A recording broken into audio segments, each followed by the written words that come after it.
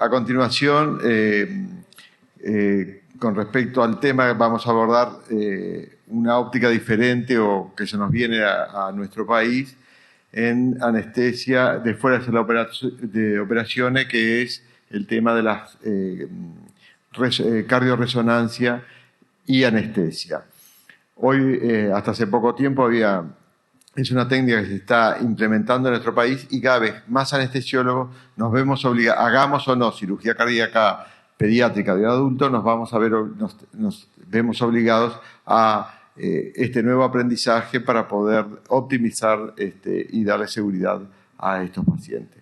Por lo tanto, invitamos al doctor Gabriel Parma, es profesor adjunto de la Cátedra de Cardiología, integrante de la unidad de imagen del Cardiocentro, jefe de cardiología del Hospital Evangélico y docente libre del Departamento y Cátedra de Anestesiología de nuestro país. Bueno, muchas gracias por la invitación. Realmente me siento como sapo de otro pozo acá, pero bueno, voy a intentar, yo qué sé, entretener un poco y que la pasemos lo mejor posible.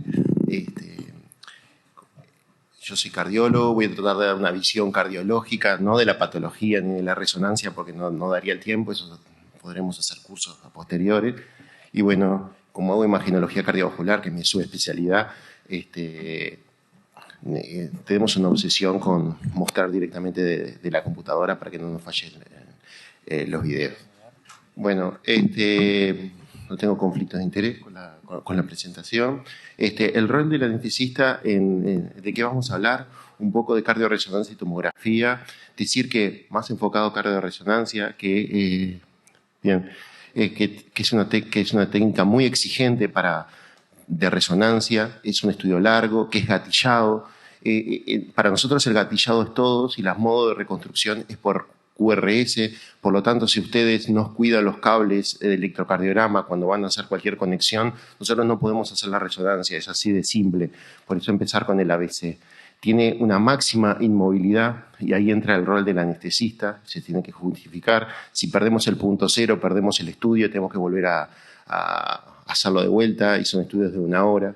Depende mucho de la respiración. Es una técnica que ve un corazón algo en movimiento, que es el corazón, y tiene una máxima exigencia, y eso hace que si nosotros no hacemos las cosas bien con las apneas, nos vamos a tener un producto de calidad que es para lo que piden, porque es el escalón más alto, uno de los escalones más altos en imagenología. Entonces me imagino que el rol del anestesista del estudio debe ser justificado. Si uno llama a un anestesista son patologías complejas, debe ser justificado el estudio, plenamente justificado. Tienen que entender la técnica básicamente, que es lo que voy a intentar explicar en estos minutos, y básicamente entender por qué está ahí. Es muy importante el rol del anestesista en la resonancia cardíaca, porque del producto de esa resonancia va a salir probablemente la terapéutica que se vaya a hacer. Entonces vamos a ver un poquito de fundamento, indicaciones al calce y lo que me parece a mí que es el rol. Para entrar un poco en clima, me imaginé que haya 6 mandamientos que tengan que saber. Primero, que es gatillado, y que el electrocardiograma es todo para poder reconstruir y hay que cuidarlo al máximo en la conexión, porque el electro, después van las antenas y después van ustedes con todo lo que puedan manejar. Si nosotros perdemos el electrocardiograma, tenemos que sacar al paciente, volver a reconectar, y eso no es un tema menor, que al principio costó bastante comprender. Entonces es un elemento que el anestesista debe reconocer cuando va a actuar en la sala. Máxima exigencia en las secuencias. Nosotros no negociamos, trabajamos en equipo, si somos amigos, obvio, no negociamos que el paciente, si nosotros le pedimos que haga apneas, que ustedes no la hagan en la cardiopatía cianótica o en la tomografía, es porque si no el estudio no va a servir. Estamos ahí al santo botón. Tiene una máxima exigencia en ese sentido. Hay protocolos, como voy a hablar ahora, en respiración libre, que necesito lo que les pedimos que siempre tenga la misma mecánica respiratoria, y capaz que por eso por ahí la podemos salvaguardar, pero si el paciente tiene irregularidad, hace apneas, después vuelve a respirar, un paciente ventilado habitualmente, el estudio está perdido. Entonces es un concepto que tienen que entender. El estudio por definición es largo y es pesado, es exigente para todos, para el técnico, el cardiólogo está ahí continuamente con ustedes, diciendo los pasos que van a seguir. Una miocardiopatía lleva unos 20-30 minutos, es poco frecuente que vayan a ella, salvo que sea un neonato, y una cardiopatía congénita compleja lleva 45 minutos. Antes nos llevaba una hora y algo, ahora son con 45 minutos. Estamos terminando. Tienen que entender el fundamento del gadolinium, que ahora lo voy a explicar, pero que es inocuo y que tienen algunos principios que voy a mencionar ahora. Es fundamental que entienda la secuencia e importancia de seguir los pasos. La resonancia tiene unos 8 o 10 pasos, depende del paciente, que se llaman secuencias, y cada secuencia requiere algo del anestesista adentro del resonador. Por lo tanto, ya los que ya han hecho saben que tienen que quedar un buen tiempo adentro, infelizmente. Pero bueno, unos adentro y otros afuera. Es fundamental entender la indicación, porque no es que el paciente caiga, hoy quiero anestesista porque no la paso bien el resonador. Eso no es una indicación de resonancia. Tenemos técnicas cardiológicas maravillosas, como la ecocardiografía 3D, que la hacemos todos los que nos dedicamos a imagenología cardiovascular, y podemos complementar por ese lado. La indicación tiene porque va a cambiar algo, y en general son en congénitos. Bueno, para empezar a hablar, a ver si un poquito de boca, la resonancia tiene protocolos. Para que entiendan el protocolo, después les digo qué nos parece que tienen que hacer. El primero es la función cine, que llamamos, que es SFP por una sigla en inglés que no viene al caso, que lo que hace es hacer una secuencia que es de excitación de protones, y por una codificación que hace con el QRS, obtiene el corazón en movimiento. Independientemente de eso, que parece sencillo pero es súper complejo, estas imágenes no las adquirimos si el paciente no colabora. Para tener esta calidad de imagen, o tenemos apneas respiratorias si el paciente está absolutamente quieto, o tenemos que hacerle la apnea con la anestesia. Después tenemos la secuencia de caracterización tisular, que también es muy importante, las apneas acá, y son los pasos que vamos a ir siguiendo, que son varias. Simplemente vamos a decir que podemos ver en la resonancia edema miocárdico, infiltración, fibrosis, hemocromatosis, infiltración férrica.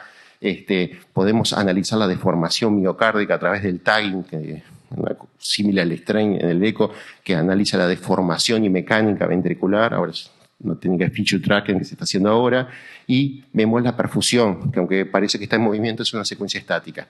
Todas estas secuencias que vamos a caracterizar el tejido tienen apnea. ¿Sí? Estas sí, en las anteriores podemos, como vamos a decir, hacerlo con ciclos cortos y siempre regulares, pero estas quedan muy mal si no se produce la apnea. En general duran menos de un minuto, y las vamos haciendo en forma pausada, y si en ese momento no se hace la apnea, la secuencia se pierde y tenemos que volver a repetir. Después, para que tengan una idea, hacemos secuencias accesorias vemos el flujo. Nosotros hacemos mucha hemodinamia también en la resonancia. Esto es el flujo.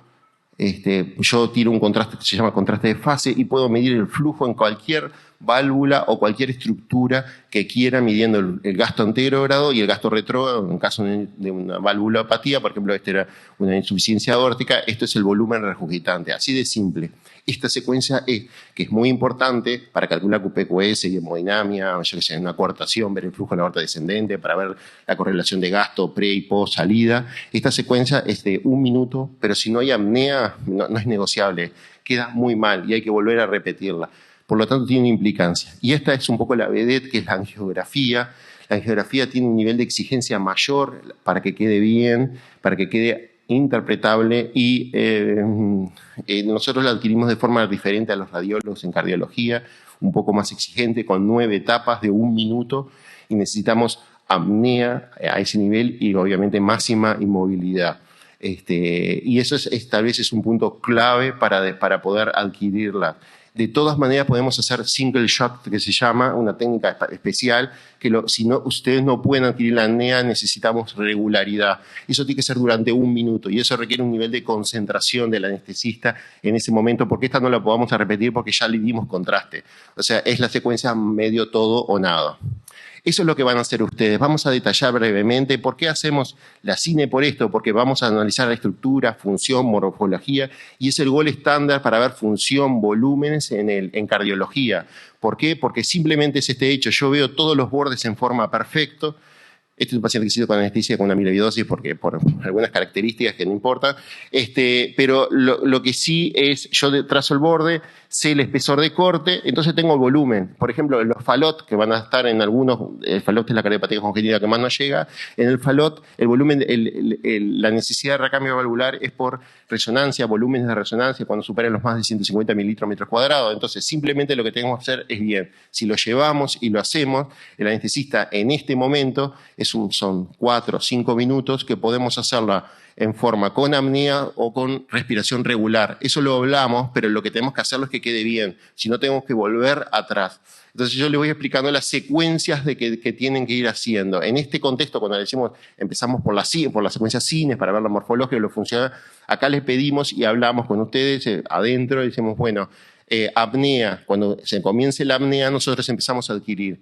Para adquirir este eje corto, más o menos vamos a parar 10 veces, son 10 apneas que tenemos que hacer. Pueden ser 8 o 7 según lo que ustedes nos pidan, que tengan que instalarlo a la ventilación nuevamente. Depende del paciente también. Si es un paciente cianótico y está muy dependiente, bueno, lo hablamos, va a quedar más o menos. Si lo hacemos regular, le pedimos técnicas de regularidad en la mecánica ventilatoria, no podemos casi que haya variaciones porque lo hacemos con un gatillado en el diafragma, y bueno, pero es un nivel de exigencia mínimo que tenemos, y eso lo vamos hablando. Lo más importante de esta charla que se lleven, que esta es una comunicación directa y continua con el cardiólogo que hace el estudio para poder adquirir el estudio.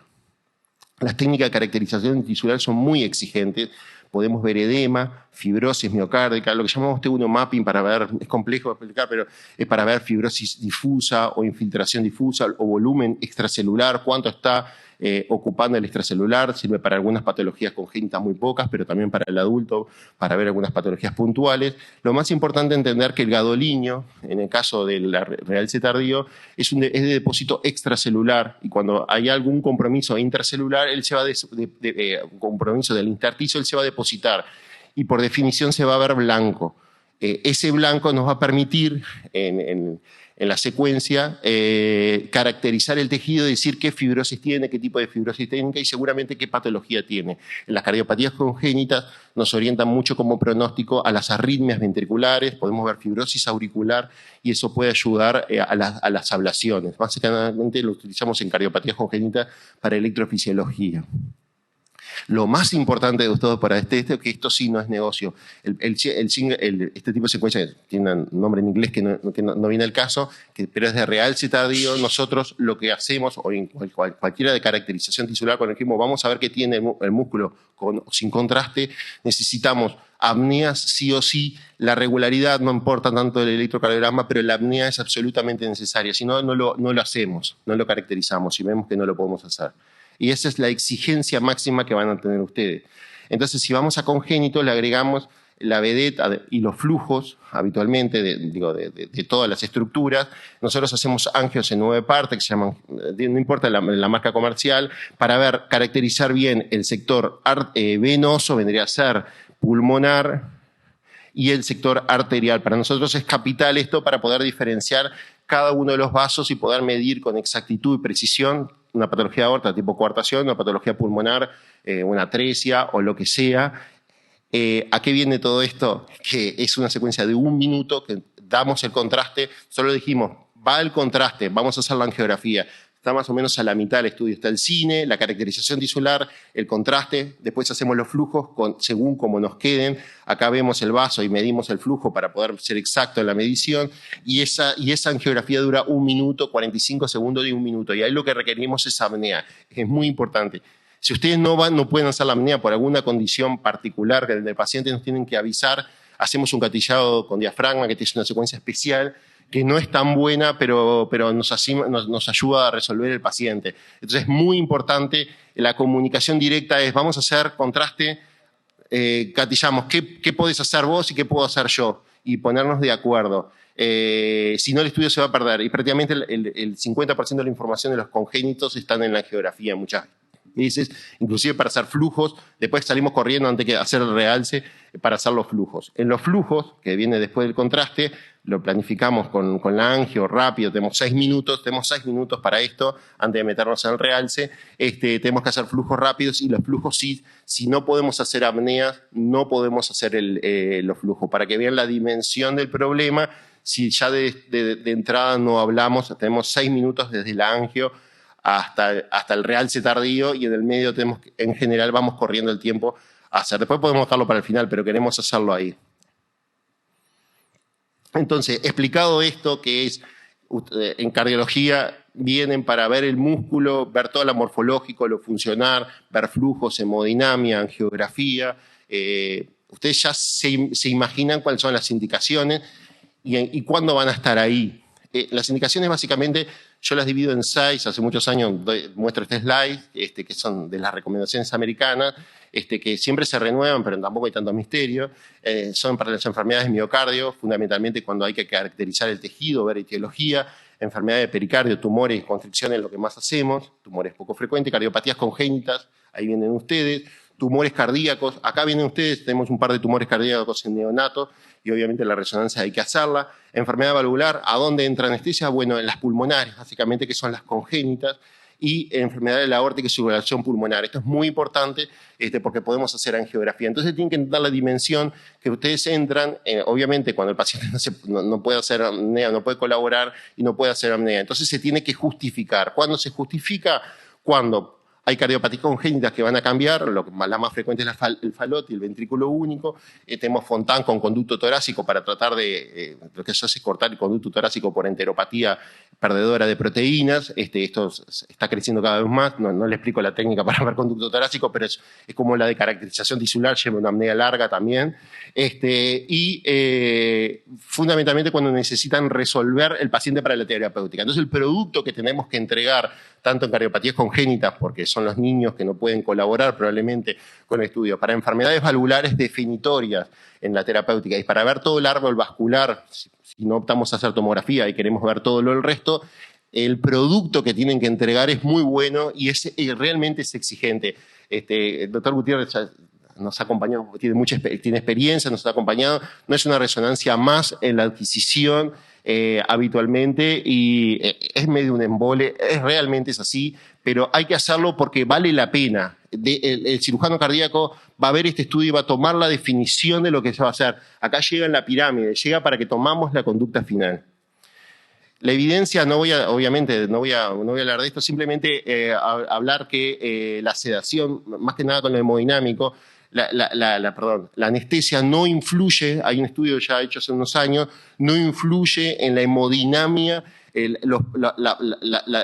las diferentes formas de adquisición, no influye en la hemodinamia que puedan cambiar la conducta. Se hicieron con diferentes tipos de cardiopatías congénitas, comparado con el gol estándar con cateterismo derecho, que pacientes que bajaban la resonancia fueron 20, 30 pacientes, y se vio que no había influencia, no había demasiada influencia de la anestesia en cuanto al resultado final. Eso nos tranquilizó mucho cuando salió este paper, porque bueno, la toma de decisiones en base a la anestesia parecería correcta. Estas son técnicas que simplemente lo pongo, tiene que saber de corrección de movimiento. Tenemos técnica de corrección de movimiento en el cine.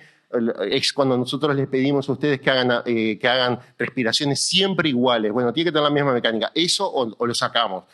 O la apnea. Entonces, entramos en ese paquete de negociación para ver qué podemos hacer. Por eso tenemos que hablarlo. Esta es una técnica que nunca la hice, pero está escrita, que es Feed and Sleep en Uruguay. Es porque hacemos muchos neonatos, obviamente, algunos neonatos, y se le da a amamantar, después se lo acuesta, entra con la madre. Una cosa muy zen, muy teórica, pero no una vez lo intentamos y realmente no fue posible. Pero bueno, está escrito y es la evidencia. Seguramente en centros de mucho mayor volumen se puede hacer.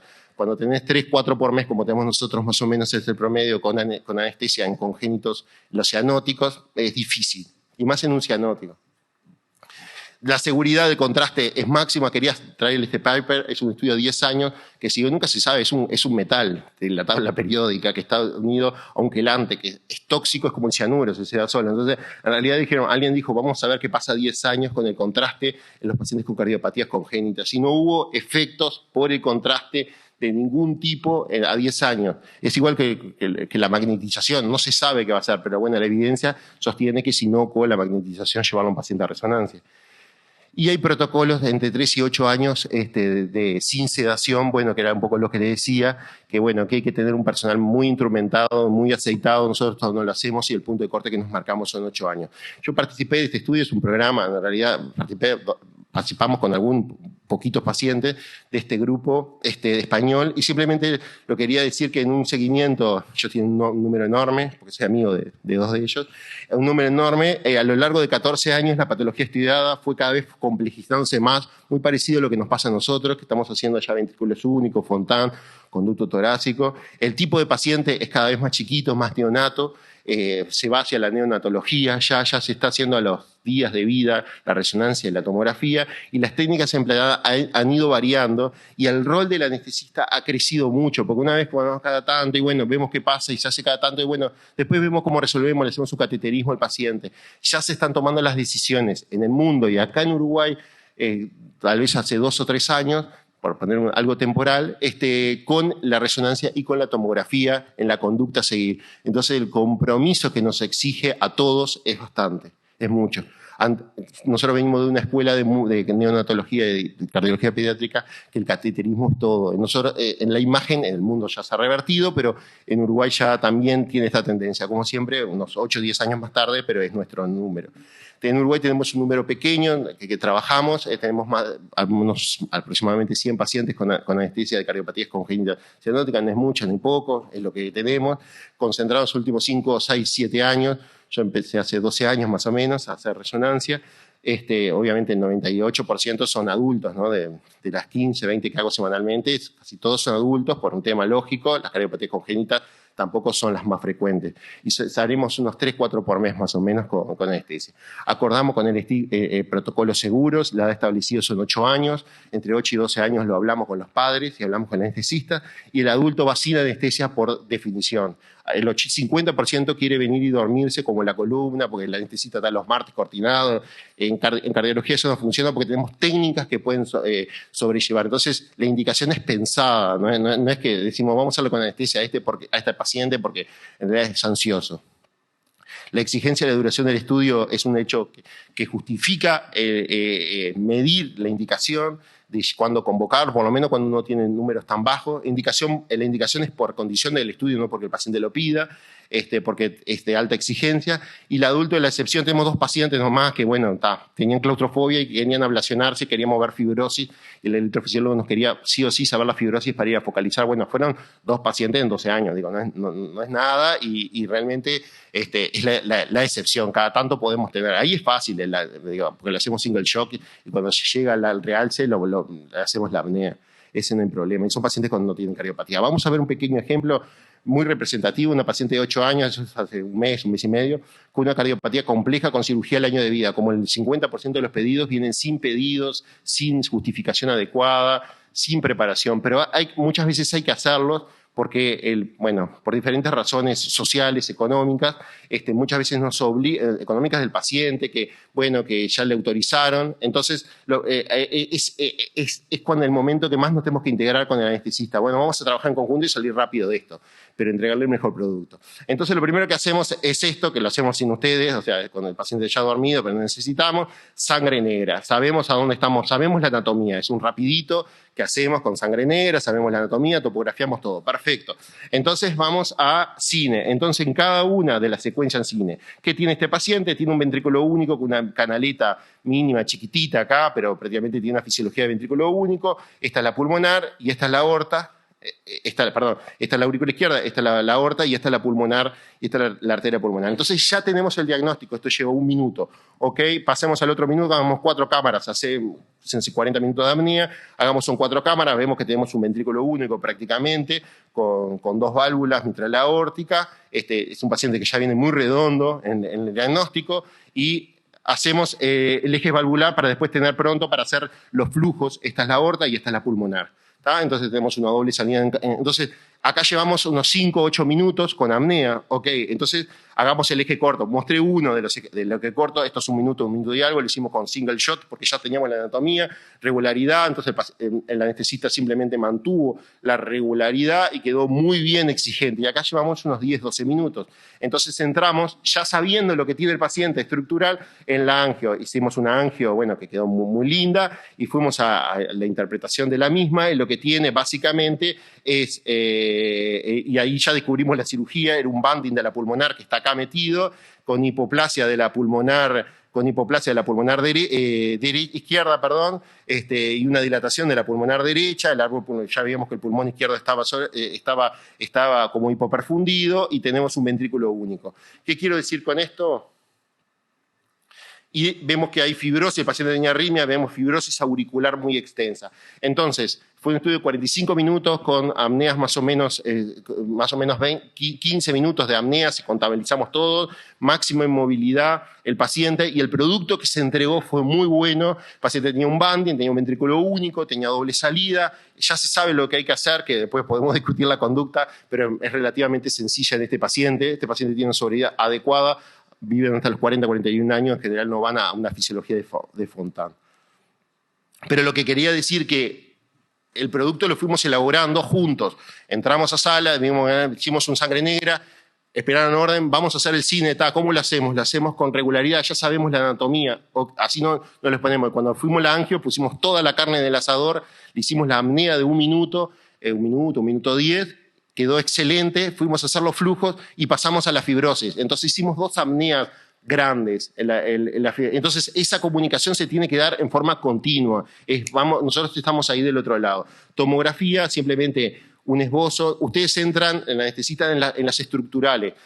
Hay 3 tipos de tomografías: la coronaria, el score de calcio, la coronaria, para que tengan una idea, y todo lo que es patología estructural, que inclusive yo lo gatillo electrocardiográficamente, puedo ver movimiento, orejuela. Y lo que tienen que saber son 4 cosas. Uno, que van a un tomógrafo que va a hacer tomografía cardíaca, que tiene un número de detectores X. Acá en Uruguay en general hay 128 para cardíaca y ya se está por inaugurar un doble tubo, no importa eso, pero van a una estructura que va a hacer tomografía cardíaca y va a gatillar para tomografía cardíaca. Y para eso tiene que ser gatillada con el mismo concepto. Son neonatos, parece muy fácil cuidar los cables, pero cuando sobre eso va todo un montaje, es mucho más complejo.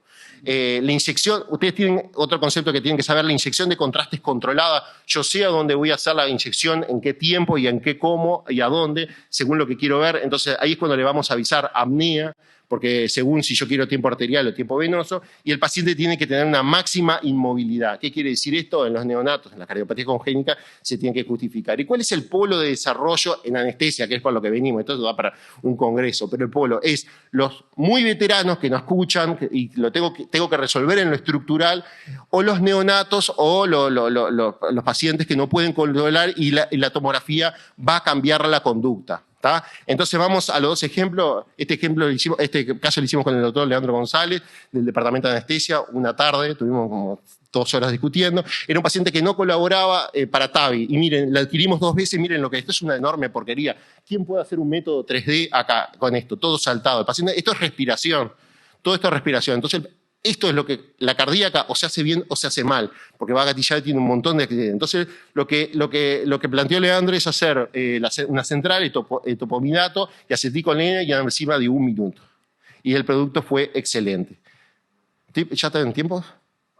Pasado. Bueno, nada, es simplemente mostrarle que este es un Chris-Croft que con una DTGA y una CIB amplia, y que lo único que tuvimos que hacer es ventilarlo, hacer apnea, y el producto fue excelente y era para reconstrucción 3D, que es lo que se viene actual. Entonces el rol en el neonato es para cambiar la conducta para el cirujano cardíaco o para reconstruir por 3D para tomar la conducta final. Cualquiera de las 2 opciones lleva un nivel de exigencia mayor con ventilación y apnea, que son de 1 o 2 minutos. Y bueno, el mensaje final es el que ya dimos, que el paciente tiene que ser seleccionado, se trabaja en equipo minuto a minuto, la resonancia en menores de 8 años, por un tema lógico, de justificar, y se tiene que justificar, y el ataque estructural en añosos y cardiopatías congénitas complejas. Muchas gracias. Perdón, amor.